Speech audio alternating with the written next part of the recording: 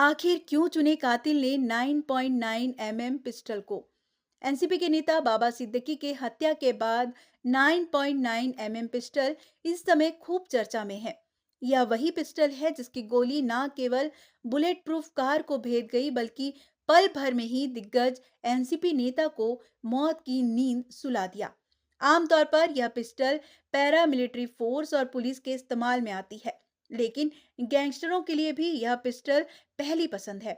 90 के दशक में उत्तर भारत के सबसे खूंखार गैंगस्टर श्री प्रकाश शुक्ला को तो AK-47 से ज्यादा भरोसा इस पिस्टल पर था। गैंगस्टर श्री प्रकाश शुक्ला हमेशा 9.9 mm की दो पिस्टल अपने साथ लेकर चलता था। इस प्रसंग में हम इसी पिस्टल की विशेषताओं की बात करेंगे। भारत में इस पिस्टल का पहली बार इस्तेमाल 1981 में हुआ था। पश्चिम बंगाल के ईशापुर ऑर्डिनेंस फैक्ट्री में इस पिस्टल को पहली बार जॉन इंग्लिश एंड कंपनी के सहयोग से बनाया गया था। दंगों एवं मुठभेड़ की जरूरतों को ध्यान में रखते हुए इस पिस्टल को डिजाइन किया गया है। इस पिस्टल में जितना सटीक निशाना 3 गज की दूरी पर मौजूद टारगेट पर लगाया जा सकता है, उतना ही सटीक निशाना 50 गज की दूरी के टारगेट के लिए भी होता है। सटीक निशाने की बड़ी वजह यह है कि यह पिस्टल फायर करते समय झटके कम देती है।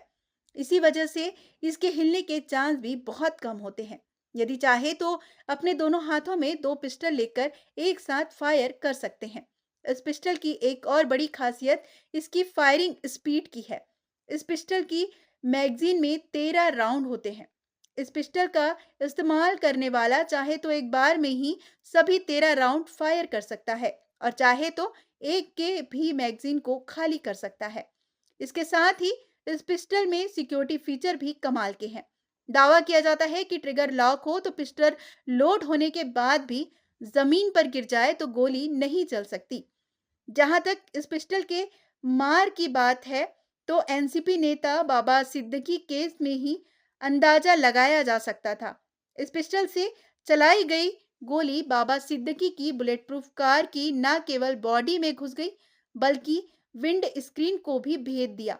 जानकारों के मुताबिक यह पिस्टल सेमी ऑटोमेटिक और सेल्फ लोडिंग है।